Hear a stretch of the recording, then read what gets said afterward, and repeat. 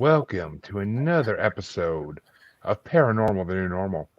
I'm your host, as always, Jeremy, here trying to make the world seem a little more normal. Will I succeed in this? Barely ever, but we try. And as always, I brought a guest to help me do it because it's more fun to try to find normalcy in this world with somebody else. And my guest today is MK McDaniel, author and experiencer, but as her friends call her, Kathy, which that's how we'll refer to her this episode. How you doing tonight, Kathy? I'm doing great, Jeremy. How about you? Doing okay. For all my listeners, just know this is the first time I've done a podcast this week, so I got a job. It's We'll see how it goes, but I got a job. But you all start subscribing, and I don't have to work. Just saying, but just putting that out in the universe. But Kathy, the first thing I like to ask everybody on this show is, what got you into the paranormal, supernatural, spiritual world? Wow. I was born and bred as a Catholic, right from, I think we call them cradle Catholics. So right from the get-go, I knew I had a guardian angel, and I had to say a prayer every night, angel of God, my guardian dear, that one. And so I believed that. And then I believed that Jesus was my friend. So I can remember in grade school, we moved around a lot. My dad was in the Navy, and I was always the new kid. I remember this one time, I don't know what grade I was in, like second or third or something, and nobody would talk to me. Nobody would play with me. So I said, okay, Jesus, we're going to play tag. So here it is at break time. We're all out on, on the playground, and I'm running around yelling, tag, you're it, to somebody nobody else could see. So they that didn't endear me to the other kids. But I always felt like, the other side was just real. Oh, yeah. I mean, I was brought up Christian. I always had the same type of. I mean, I was a very astute, like, student of the Bible, and I was loved in my church for the most part because I participated in everything I could, and then you get to be a teenager and you start questioning everything, and it doesn't seem the same anymore. That's just the way it went for me, at least. But I mean, I think it goes that way for a lot of people. Like once you start thinking for yourself as a teenager, and when your parents aren't ruling your life every day, you just start going a little astray from what you're taught, and you want to rebel. You don't want to be like your parents. You want to be different. So, I mean, at least that was my experience, and from what I've heard, that's a lot of people's experiences. So, so yeah. I mean, the other side, I to this day, I still believe that there's something out there on the other side, whether it's an actual God with a capital G. I don't know. I don't like to put names on things these days because I don't want to get it wrong and then not go somewhere because I got it wrong. But, It doesn't work that way.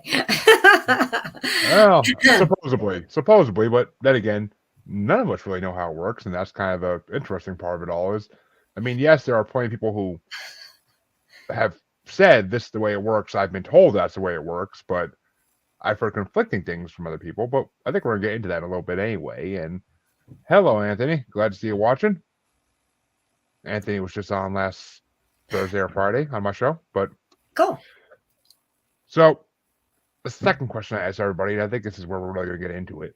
Mm-hmm. Have you had any experiences yourself with any I of the had a near-death experience. It's called a distressing near-death experience, and that was 23 years ago.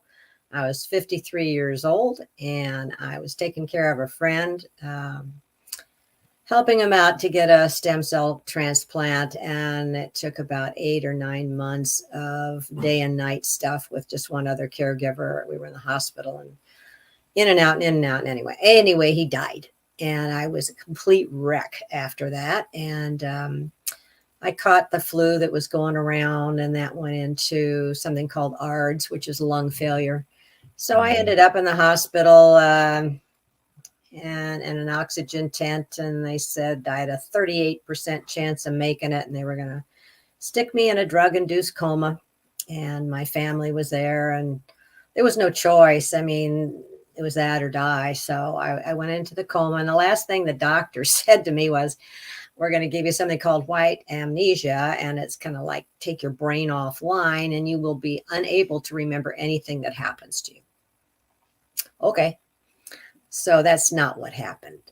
I woke up, I became conscious in a dark place with no sound, and I had no idea where I was or what was happening.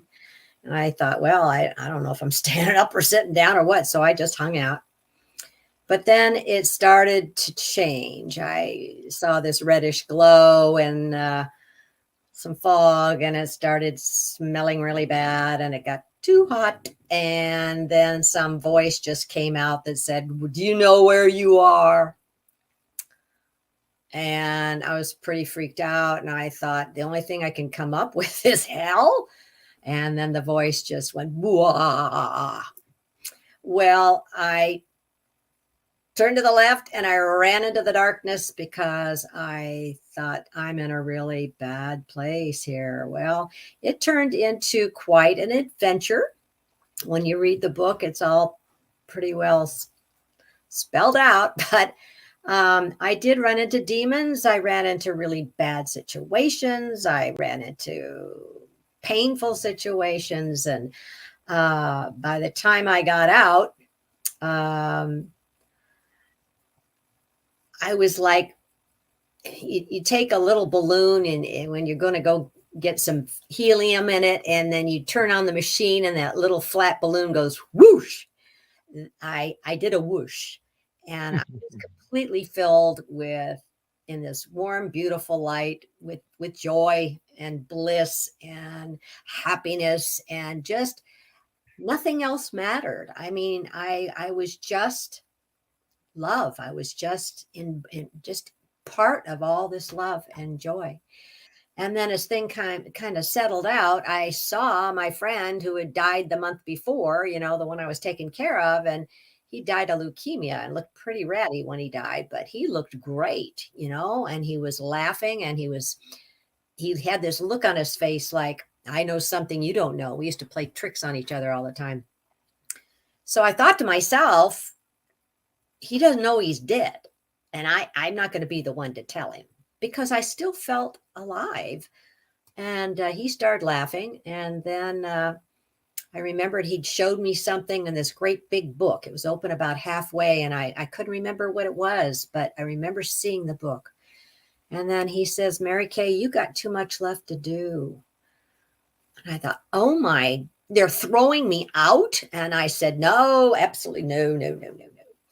But I was sent back, and I wake up in the hospital, and it's a mess. My body's a mess. My family's there. And all I can think about is the demons and the hell thing, and then being in heaven, and then being sent back. And understandably, it took me 23 years to really feel comfortable with what I have learned from blessedly running into, it took 10 years to find another group. It's called IANDS, the International Association of Near-Death Studies. And it's full of really cool dead people, formerly dead people. And we all, it's international, and there's hundreds and hundreds of people. And they all kind of got together and says, what did you experience? And it's so similar, no matter where people are around the world that never met each other, couldn't put these stories together, that it just happened to them. And it's all amazingly similar. The thing about hell is that I learned that I manifested it. My whole life as a Catholic, I was taught when I died, I'd go to purgatory. That was just the way it was. Nobody went straight to heaven. Maybe Mother Teresa, but the rest of us had to go to this purgatory, which was like hell, except you got out. So when I died, I made one, because there isn't a real one. And again, if you want to, I'll just jump in and tell you how I feel about things. I've learned too that we plan our lives. We all start off in heaven. Our souls, who we are. This body is not who we are. Our mind is not who we are. It's our soul is who we are. We start off in heaven. We want to come to earth. We want to learn stuff. because in heaven you're perfect, and this is school. Earth is school, and you choose your soulmates, and you choose who's going to be your family members and friends, and come down and learn stuff. And then when you die, you go back home, and there's no judgment. God is all loving and forgiving and never judges anybody, never condemns anybody, but you do get a life review, and that's not a free pass. It's like this, they say it's kind of like one of those big screen things, and you get to see every second of your life. And then it's what you're doing is you're just saying, how'd I do? This is what I wanted to learn. I went to Earth. How'd I do? I did pretty good here, screwed up over here. Oh, well, then they turn it around, and that's when it gets interesting, and you actually can feel and relate to every single person in every instance in your life. So that if you were kind and nice to somebody, you get to feel how that felt. If you were schmucky to somebody, you get to feel how the pain felt for them. And it's not a judgment. It's just an understanding. So that's kind of an overview. Interesting. I mean, a lot to touch on right there. But I mean, first off, that's what I've been told by a lot of people, is that like a lot of mediums and psychics tell me that when they talk to people on the other side, that our minds kind of create where we go after we die, like what it's going to look like, what it's going to be like. Our minds create it based on what we believe. So, I mean, if you believe in Egyptian gods and that you're going to be having your heart weighed on a scale against a feather, that's what you're going to see. But it's kind of like it's kind of like making your own TV show, honestly, from what I've been told. And I kind of believe it, because I mean, why wouldn't it be like that? Why wouldn't whatever is out there, whether it be a deity or a extraterrestrial species, like why wouldn't they make it be wherever we want it to be to make us more comfortable?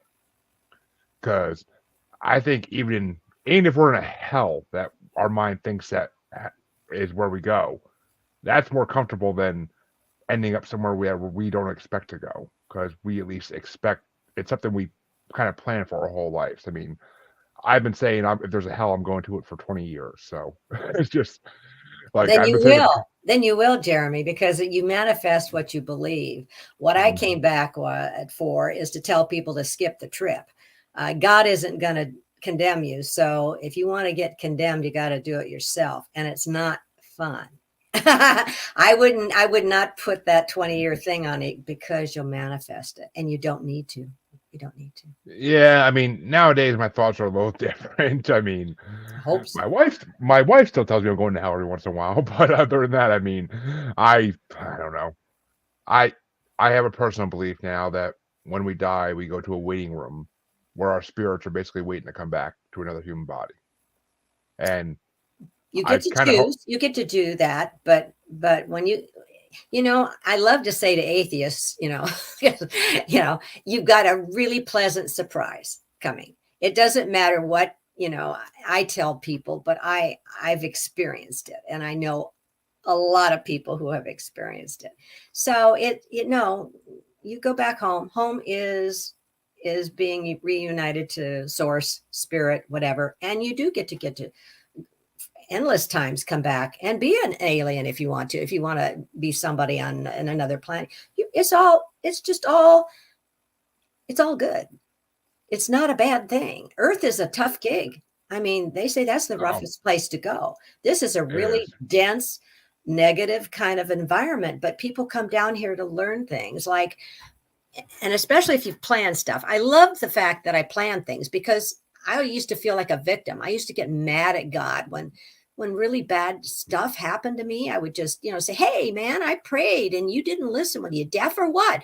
I didn't like that. But now that I know I plan this stuff, I have to say, gee, I didn't plan. I planned that. I don't like it, but what am I supposed to learn? Okay, patience, maybe, forgiveness, maybe. That's what I was told when I came back. All you got to know about to be on this planet is to be loving, kind, merciful, forgiving, encouraging, grateful, non-judgmental, and useful. I can't remember what I had for breakfast, but that was emblazoned on my soul, and I can say it anytime I want. But, if you can't remember all that stuff, loving and kind, that's what we're here to learn, how to love. I 100% love that statement right there, because I mean, and I am not, for the record, my listeners know this, but I am not an atheist by any means. I was in my late teens, early 20s, because why not? But I now classify myself as agnostic, because I don't know what to believe. I believe something's out there, but I don't know what the heck to call it. I don't know what to believe it is, what to believe happens. Like, so I've been told a lot of different things by a lot of different people on this show. So until I experience something myself, I don't know what to believe. I mean, Well, that's true. That's true. if I You have pass to on take and it on I and faith, at faith, that faith thing. That sucks, faith. You wanna know for sure.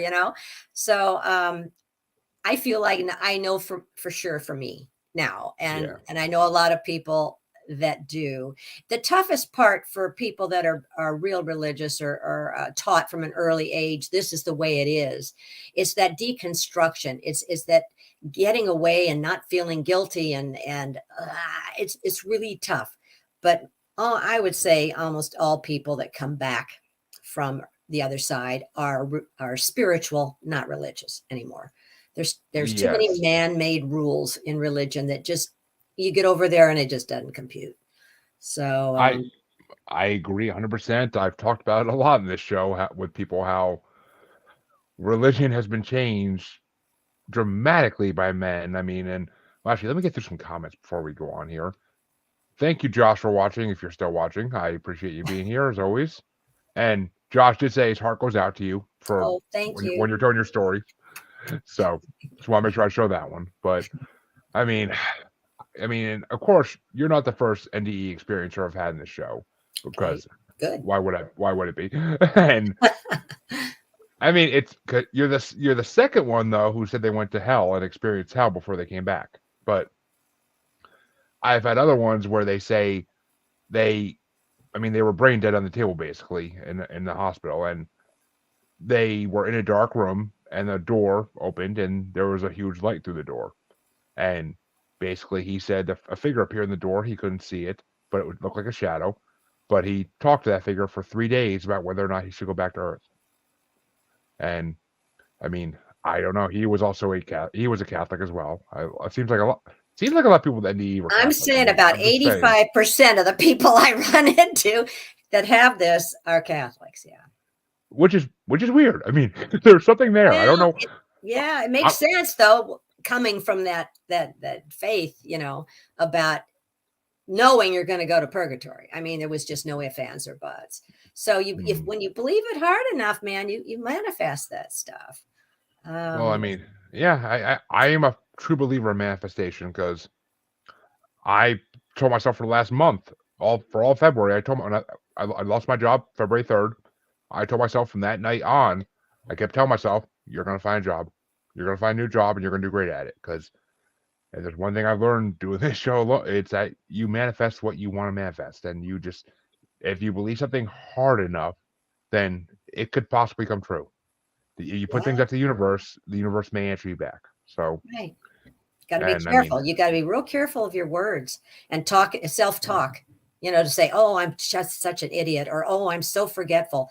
No, you've got to forgive yourself a lot and say, "Whoops, I'm human. I made a mistake." But don't beat see, yourself up. That's not good. my 8-year-old son says that all the time. He'll, if he forgets to hand in his homework or something, he'll literally like start saying like, "Oh, I'm so stupid. I'm such a," I'm like, "Don't say that. You're not. You Mhm. need to realize this stuff happens, and you just need to go with it. Like, Yeah, you can hand in your homework the next day. They're not gonna like punish you for it. It's just, yeah, it is what it is. Like, you just don't call yourself stupid, because then you're gonna make yourself stupid, because you're gonna believe it's like that. right. Oh, But you're that's right.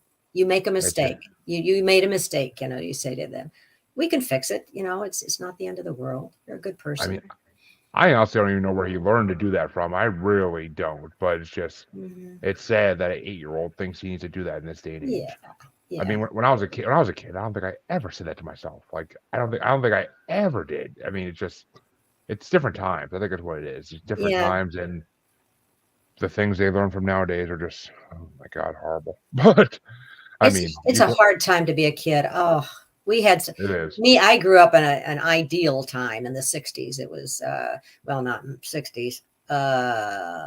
When was it? Well, '50s. I guess I was a kid in the '50s. And you could get on your bike in the morning. Your mom says, "Be home by dinner time." In the summer, you just take off with your friends and go on your bike. Nobody was going to hurt you. It would be the worst thing. You'd come home and maybe you'd fell off your bike and your mom says, "Fine, shake it off, get up, put a Band-Aid on it. You'll be fine." It was just so much easier than now. Everybody's so fearful now.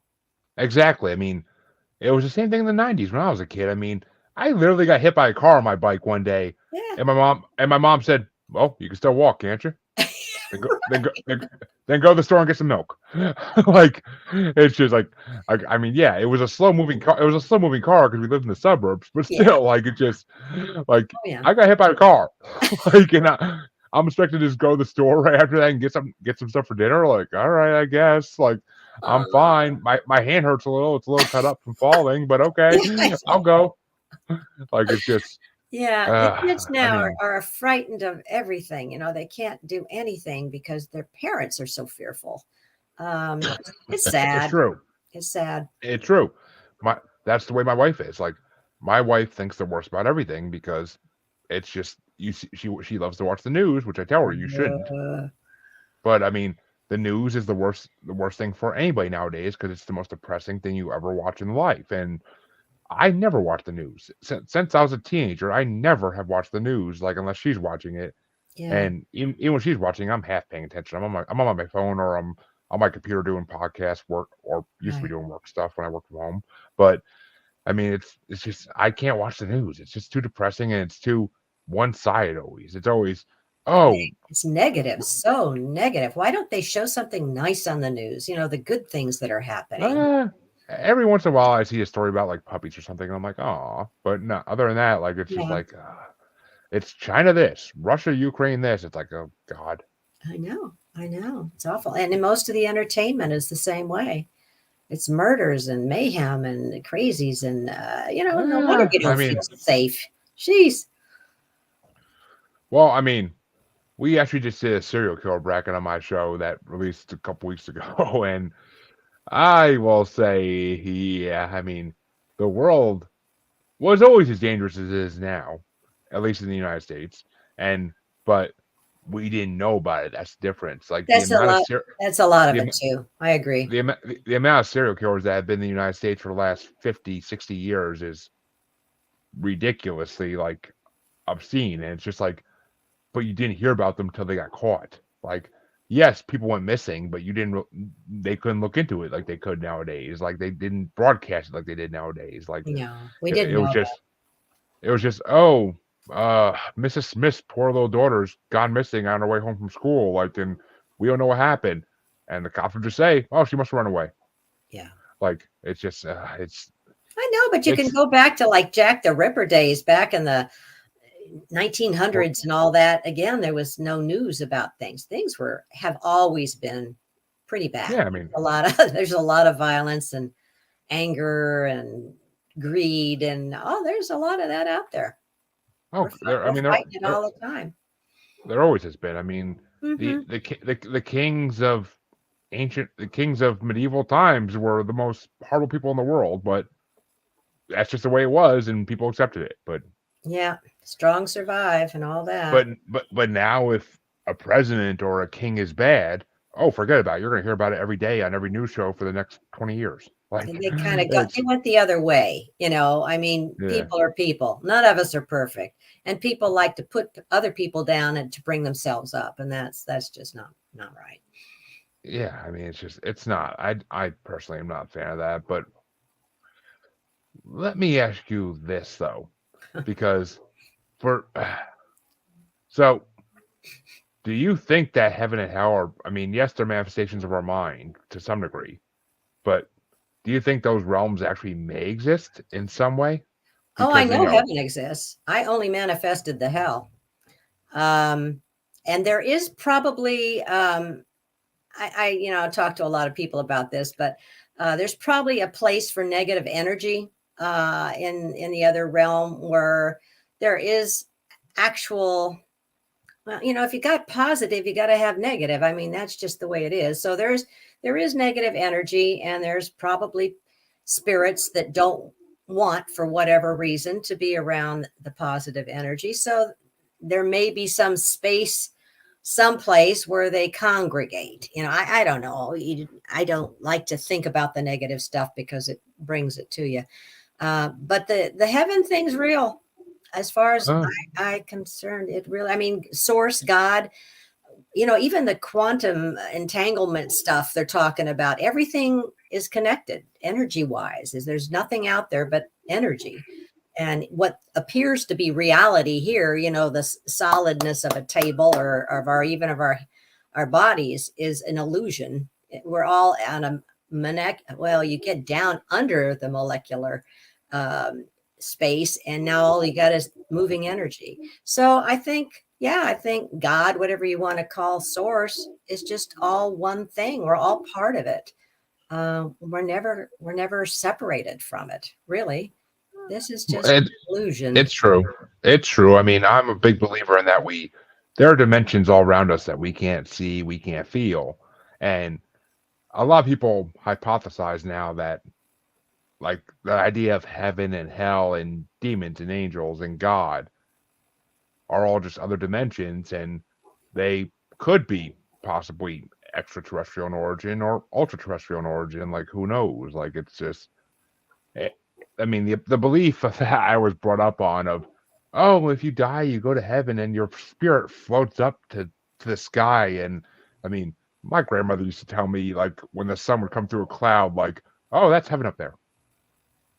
And I was like, as a kid, of course, I believed it, because I was like, why wouldn't I believe it as a kid? But now I look back on it and I just laugh, and I'm like, oh God, why did I believe that? Like, well, look how the beliefs have changed. I mean, hundreds of years ago, they thought that the sun rotated around the earth, or they thought the earth was just on the back of a turtle. I mean, people have evolved, and we've gotten, but now the scientists are very much in agreement that there was, whether you want to call it a big bang or a giant sneeze or whatever you want to call it, but this all had to start somewhere. And that was, and in my mind, my understanding is it's there's thousands and thousands and thousands of universes out there. There's no end to what we know, how big everything is, creation, whatever you want to call it. There's no end to it. So something smarter than us made that happen. And that, my understanding, is source, whatever was there before we were. See, we're human. We got this little tiny brain, and we think that everything is like us. We think that because we're born and we die, everything does. Well, that's not necessarily true. That's what eternity is about. And I it's only been the last couple of years that I've even entertained the thought that terrestrials, if we all reincarnate, they had to come from the same source we did. So they're just souls like us that chose to incarnate in different universes. I mean, they are us. We are them. We just look different, that's all, or have different cultures. But we all have souls. I love that. How fun is that? I mean... I like the idea of it. I do. I mean, whether we all have souls, I don't know if I agree on that part. But I mean, it's just... I mean, I've heard too many stories about reptilians to believe they have souls. But that's just me personally. But I mean... soul is life force. Okay, the life force. When your body doesn't work anymore, your body is dead. But the life force that caused you to have a personality has to go somewhere. It doesn't die. Yeah, I mean, I don't know what you think about them, but I've had a couple past life regressionists on this show before, and I was supposed to get a reading done for it like 6 months ago, and she got busy with family stuff, and I never reached back out. I really got to reach back out. Because that fascinates me, like the idea of past lives. To remember that. Yeah, that is fascinating. Just to find out and it was It was trippy. Yeah, I was an alien once. I was in a spaceship going around the Earth because there's lots of them that just keep an eye on Earth, and I was one of those persons in entities in one of the spaceships, and it was my job to keep an eye on my orbit. My dad was in the Navy, and he was a pilot, and he saw a flying saucer, and a big one. Actually, it was three of them. They were in together in formation, and he got back. He was scared to death because of like the month before somebody had reported that one of the other pilots, and his plane went down mysteriously and blew up. So they told the other pilots, if you see something like that, don't engage, be quiet. We don't want to know about it. So when he got back, he said, I saw three flying saucers. They said, no, you did not. And if you say this to anybody else, you will be kicked out of the armed forces. So they've been hiding this stuff for years. Oh God, yes. I mean, since Roswell, at least, if not before that. I mean, before, I'm sure. I mean, I am a big fan of the fact that our world is the way it is because extraterrestrials helped build it in ancient times. I think so too. I watch Gaia all the time. I believe that stuff. Sure, it's just too much of a coincidence that the Incas and the Egyptians and all these people had exactly the same. I don't know. I believe structures. Yeah. I mean, I believe it. And the fact that cavemen painted flying saucers on cave walls when they would have no inkling to know what the heck they're talking about in any degree with that, like, or not even talking, just making sounds about, like, it's just And actually, Josh, I do agree with this as well. We are the galaxy and energy. The unique part is we are given our own feelings and personality. That's the God force, as Josh calls it. I agree, Josh. I agree to some degree on that. I mean, I don't know what I mean. That's the biggest. When you run a paranormal show, you hear so many different theories and so many different beliefs. It's all constantly swirling around your head, and it's like you don't know what to think of it all. It's just that's because we're not supposed to. We're supposed to be clouded down here. Otherwise, it would defeat the whole purpose of coming down here if we knew everything. I mean, it would be cheating. So if you're going to come down and learn stuff, you don't want to. When you come down here, you get the mind wipe, okay? And you don't know the answers anymore. But you get on the other side, and it's like, oh yeah. I don't think you get the mind wipe right away. I'm a big fan of the fact that until you're 2 or 3, you remember everything, and that's why babies are so hard to deal with a lot of times because they're seeing things we can't see. They're dealing with things we can't deal with. And like they have the imaginary friend, right? That they're sharing their food with and stuff. That's, they're still seeing spirits. Yep. And spirits, or who knows what they're really seeing. They could be seeing beings from other planets that are there but are not in our dimension, and they're not visible to us, but they're visible to them. Like, it's just, who knows? Yeah. Well, we have to teach them about our reality. We have to teach them that don't touch that, it's hot, or don't do this, don't do that. And then they believe it too. They fall in line, and that's how you become a human. You learn to become a human. But I agree with you that I think they bring a lot of their knowledge in, and it has to, I think that's part of the reason they can't talk. Is, some of them, when they get a little bit older, will say that thing about, my little friend here. And it's usually, an angel or something. I'm open-minded now. I used to have, when I was taught it's this, and this, and you step outside that line, you're wrong, you're going to hell. So it takes a long time to peel those layers off and say, that is bullshit. I'm not believing that anymore. Exactly. And let me ask you this, though.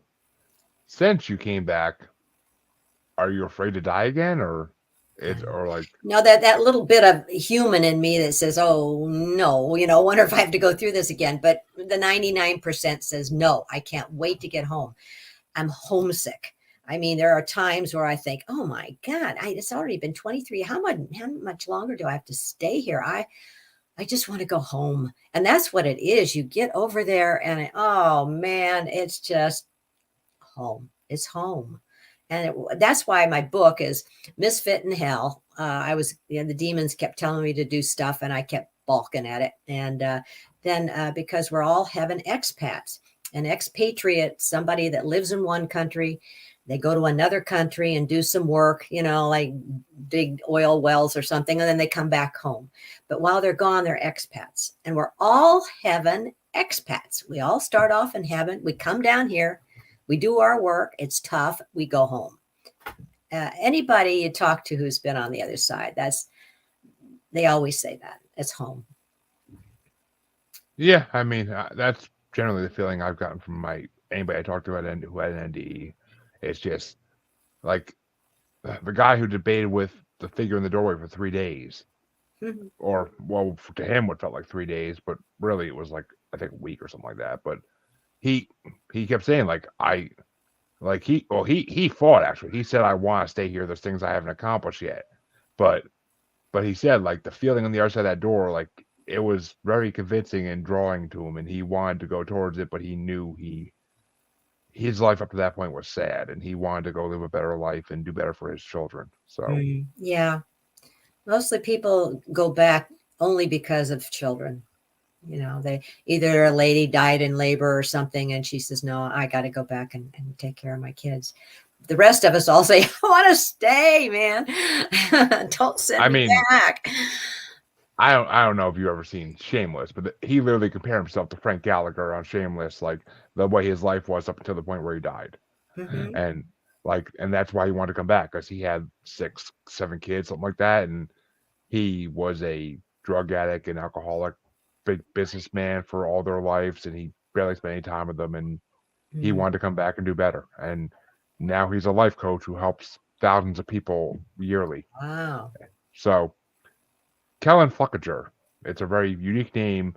Yeah. I don't know if you heard of him. He's pretty big on podcasts and other places in the world, but he's very religious now, but he's just he's a interesting man. But a good man. He's a very good man now. And but I don't know. To me, it's, I don't know. Part of me almost wants to have an NDE just so I can see something, I can experience it. You can do meditation. You can get into some meditations, and there's some spiritual practices. You might want to get some people on the show about that. I've had them teach you to astral projection. I mean, I've tried that stuff. I can't get anything to work, but exactly. I don't think I can train my mind to just to do that stuff. I'm always thinking about other stuff, but a lot of people have those out of body experiences, or they have that place between when you're going to sleep and waking up where you can astral project, or lucid dreams is another one. I've had a couple lucid dreams. Those are fun. Do you ever have the dream that you're flying? Never did. Superman? Never did. I didn't. My dad and I used to have those dreams, not very often, but we both did. And I thought, well, maybe it's just some quirk in our, but then I heard somebody say, "Oh yeah, and a lucid dream would be one where you would be flying." And I thought, "Oh, dude, I had a lucid dream. How cool!" But I can't make it happen. It like happens every 10 years or something, but it's so cool. I can fly. I can never get up but a foot off the ground, and I always am trying to find a cliff so I could get a little updraft like the birds do, and it's so much fun. But yeah, there's a lot of stuff that you can get into. I'm the same though. Like I've tried meditation, like it just like my mind's always too busy. Like, oh, I gotta do this, I gotta do that, I gotta do this. Like I run 2 podcasts and I'm constantly on others, and it's just like there's too much in between the kids and the dogs and the wife. Oh, it's just like, gosh, yeah. Always something moving. Like I'm always moving doing something. But yeah. And Josh said that in his NDE in 2019, his brother refused his entry because he passed 18 months prior and said, "Mom needs you." Oh, okay. And he added into that, "I love her." So yeah. Love will bring you back. But but that's another cool thing about heaven is and we're all spirit. So all your pets are up there. That's anything you've loved is going to be up there. My guinea pig Bart's going to be up there. Yes. I got dogs. This one lady I met, she had raised dogs. That was what she was breeder, and she had all these dogs she loved. And when she went over, she said she found herself on the beach, and I cry every time I think of this. And she saw on the way in the distance in the trees, this like black something moving, and it was heading toward her, and she started getting frightened. But then she thought, oh my God, those were all her dogs that she had raised and passed away all these years. And she was just surrounded, by like 30 dogs, and they were all so happy to see her. And she started to take them down the beach and walk with them, and she was called back. And oh man, she said she was so mad because but at least she knew that the dogs were waiting for her. That was cool. Well, as someone who owns mastiffs now, I will gladly Ooh. love that, because I hope when they finally, I mean, they're puppies still, but I dread the day in 10 years or so when they pass. And yeah, I mean, we'll have their puppies by then, but still, it's just going to be not the same. Like, yeah, they're the true original ones. Their spirits will stay with you. And my golden retriever grand dog, I mean, I just feel him. Whenever I talk to him, I just feel the comfort of him. I mean, I give him a hug, it's, again, that's one of those perks of really knowing that that's real, that makes life so much lighter, so much easier.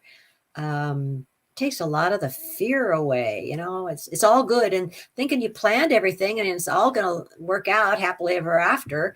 So again, not to get so messed up in your mind about everything being bad and going wrong. No, it's going the way it's supposed to. And now you've got choices. How are you going to deal with that? What are you learning from that?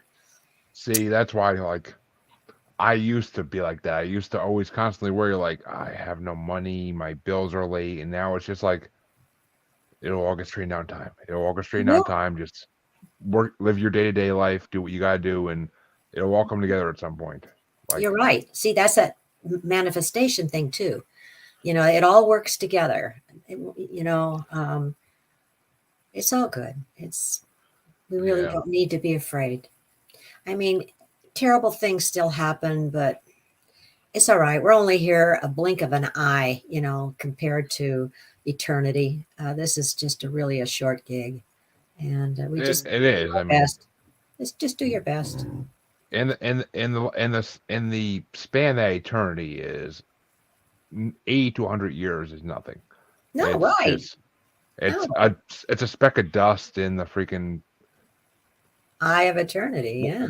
Yeah, or whatever they call those things with sand in that you turn over. I can't think of it right now, but what? What are they called? I can't think of it. Those things you turn over with sand on one side and it counts time. But oh yeah, okay. Oh, now you got me doing it. I'll wake up about 3 o'clock in the morning and give you a call. It's not it's a shoot. You use it in a game when you want to say somebody's only got 2 minutes or whatever. Yeah, it's a timer, but it's not the right sort word of for it. a sand timer. Josh, help me out. Josh, help me out here, please. Just give me a name for it, because I don't have time to Google it right now. But, I know. Okay, it's a hourglass. Isn't it terrible when you lose word? Hourglass! Yay, Debbie! Thank you. Thank you, Debbie. That way drove me nuts till like no.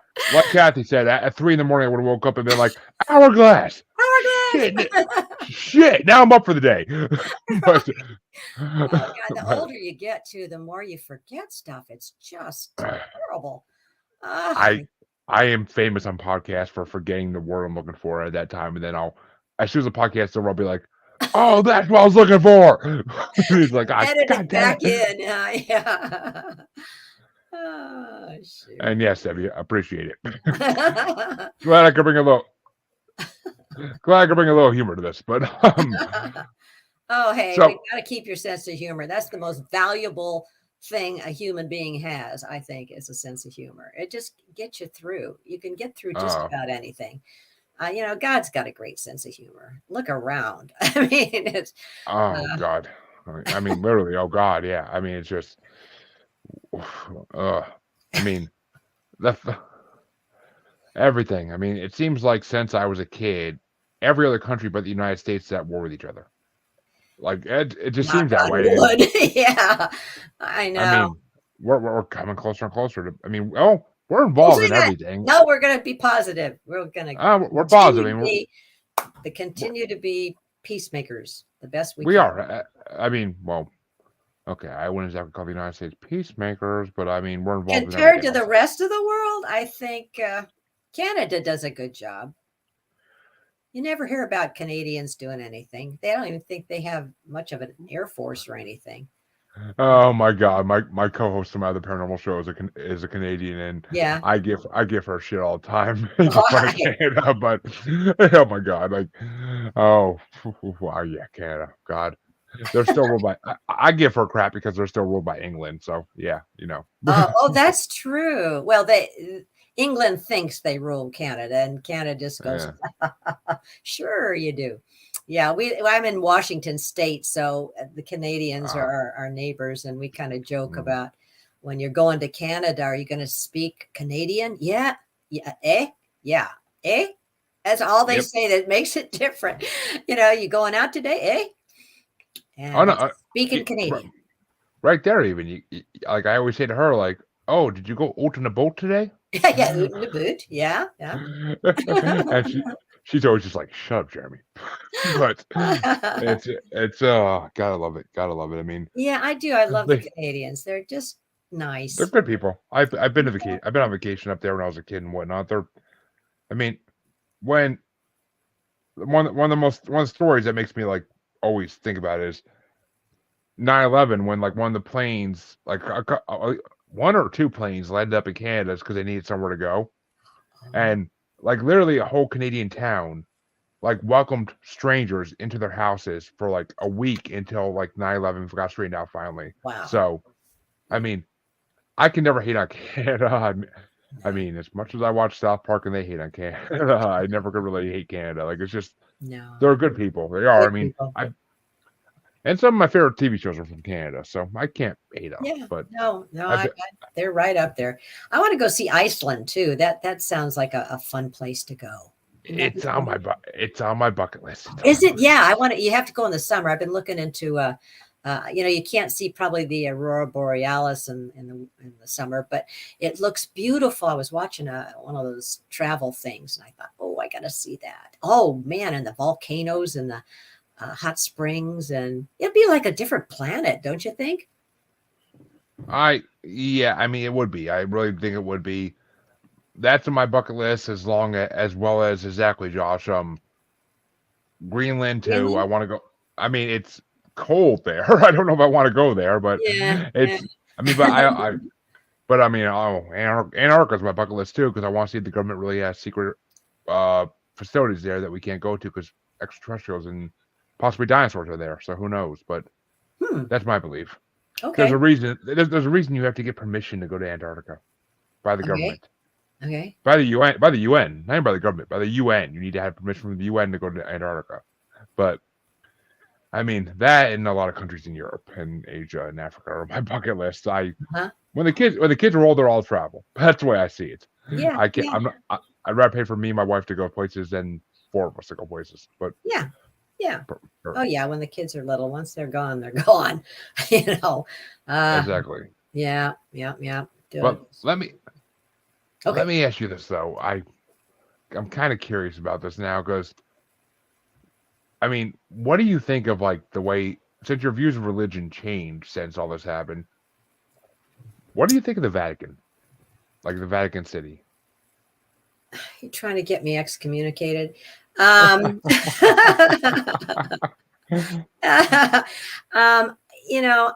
don't judge. I try not to judge anything anymore. That's been around a long time, and I don't consider myself an active Catholic anymore. And it's hard enough dealing with my mom and my sister around this. I don't want to get involved with the Vatican. Thank you very much for asking. I mean, as much as I doubt they're watching my show, but I always say, I'm gonna say this and I'll leave it at that. But okay. I always say, if there's a zombie apocalypse, yeah, I am going to the Vatican, going to their basement and reading what's in their library because that's my goal. Oh yeah, I bet they got some great books down there.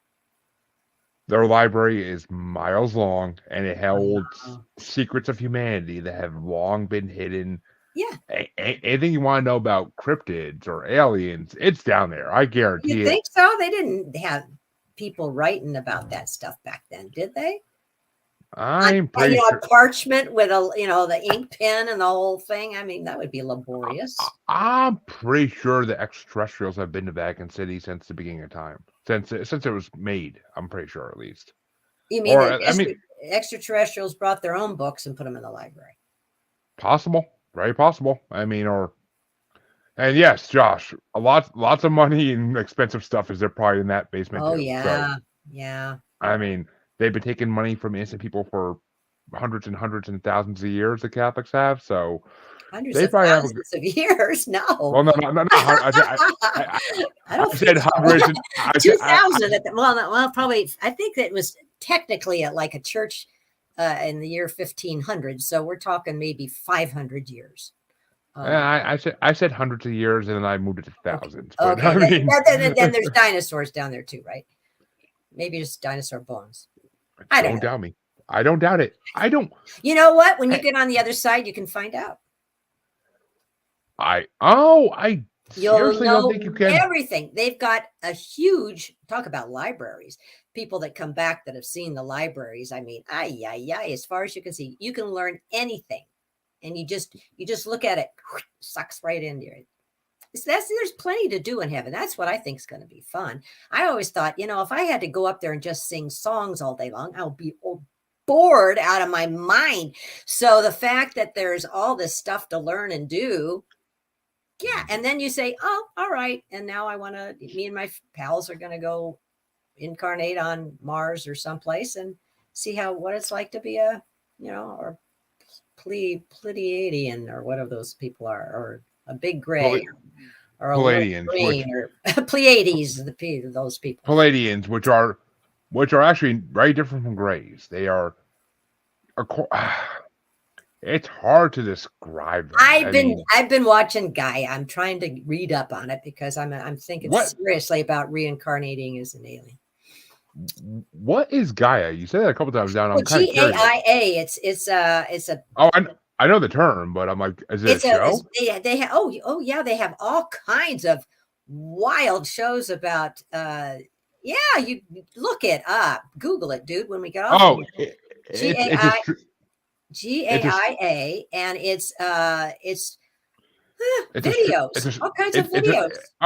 Is it a streaming platform or is it a YouTube channel? Yeah. I think I pay $12 a month, something like. Oh, okay, right? All right. I'll look into it. It's got everything about aliens, everything about ancient civilizations. I mean, you'd go nuts. It's fun. You just kind of have to tear yourself away and say, "I'm going to bed now." Okay, turn that off. I'm going to bed now. It's interesting. Really fascinating. I love it. It's great. I have a lot of movies to watch for a podcast in the next month, but after that, I might check into it. But yeah. You'll just try and get online and they'll show you some shortened trailers and stuff like that. You'll get hooked. I'm sure. And yes, Josh, I agree. Kathy has been a fantastic guest, and it's been thanks. a very fun episode.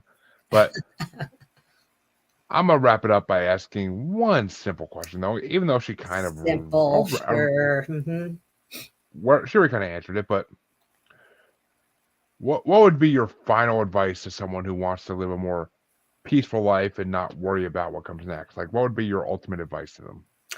The ultimate advice that was given to me, and I'll reiterate it: be loving, kind, merciful, forgiving, encouraging, grateful, non-judgmental, and useful. That's all you got to do. I think the key there is be useful too, because useful's good. Useful's what you're doing right now. And I meet a lot of human beings that are not useful. So I know, useful, and that means do something for outside yourself, something for others that's beneficial. And little things are good. Little things are good. In Life Review, they said they're like the sparkles on there. Just little things, holding a door for somebody when they got their hands full of stuff, or picking something up when an old lady drops it. I mean, little tiny nice things. Somebody cut you off in traffic, just let it go. You know, that smile and shake your head and move on. Yep. And keep your hands on the wheel. Yes. Oh, Nope, I mean, nope. I would no hope. hands. I would hope. I would hope. Thanks. But I mean, yeah. See, as someone who worked in retail for the last 3 years, I have helped enough short people reach things in top shelves. So Good. I'm useful. You're being useful. Yeah. And a smile and a thank you or have a nice day, any of that stuff. You know, you see somebody like somebody at Safeway and they're bagging stuff and they're, you know, and you just say, hey, how's it going? And they just stop like, oh, I'm seen. I'm a human being. I've got worth. You know, it's little things. Do lots of little ones. Yeah, I mean, do what I do, folks. Joke with everybody. I make jokes with everybody I freaking meet because it makes everybody feel like they're important. And that's the thing in life. Like, if I could stop someone from trying to off themselves that night, that's the greatest thing I could do in life. So you're right. You're on the right track, Jeremy. You're doing good. I try. Yes, my wife, she may disagree, but I tried. You picked her. You guys picked each other. We did, for better or worse. Or right. So you got to figure out why. I like this. You will never watch Netflix again. Yes. Once you get into Gaia. Oh, is it an Amazon subscription thing? Because I think I've seen it. No, I think I have. No, it's this guy stands alone. And I'm gonna have to look up my science stuff. Oh man, it's just if you could have, if that would be school, you know, that you learn all that stuff the way they teach it, kids would really learn a lot. Well, I mean, my kids already do learn a lot though, and I mean, I am actually very proud of the school system in the town I live in because they. Oh, good. When we moved here, my stepson was in second grade, and like. He went to his first day of school here after spending a month and a half in school in where they lived previously. And he's like, this first day, we're like, how was school? Did you learn some stuff? He's like, I learned so much today. And like, he never said that before. Oh, how wonderful. So, that's a blessing. I mean, yeah. And they're both, I mean, my daughter has changed so much since she started kindergarten here. It's ridiculous. Like, she sings her ABCs every day now, like nonstop. Kindergarten? Wow. Good for her. It gets to the point where it's like, oh God, shoot me, she's singing it again. Tell her to sing it backwards. Just, you know, challenge her. Yeah. Well, Kathy. Okay. Tell them about.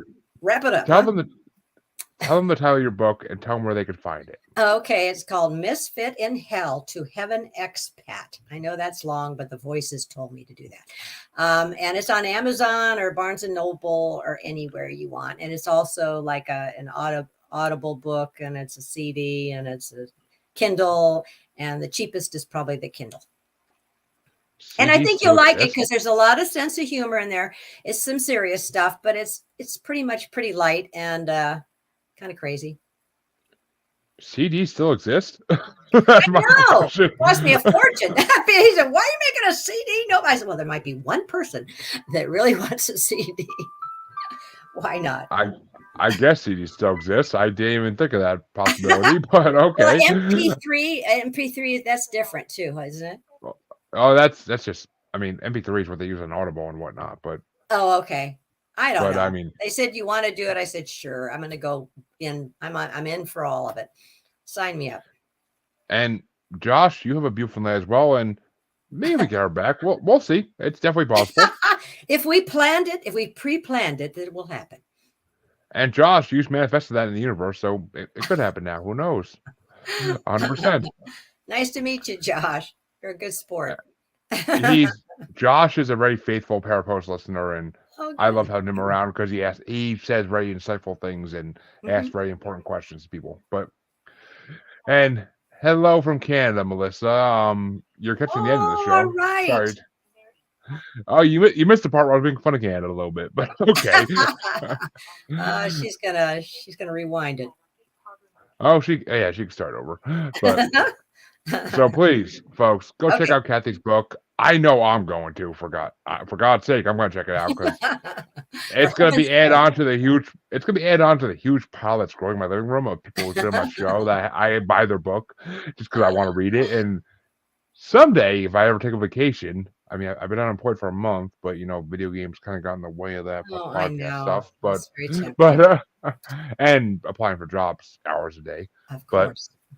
and getting scammed by jobs because in this day and age everything's a scam. But Can I never be. thought I'd see the There's never some- thought I'd see the day. I never thought I'd see the day where trying to apply for jobs you get scammed. I never thought I would see that day.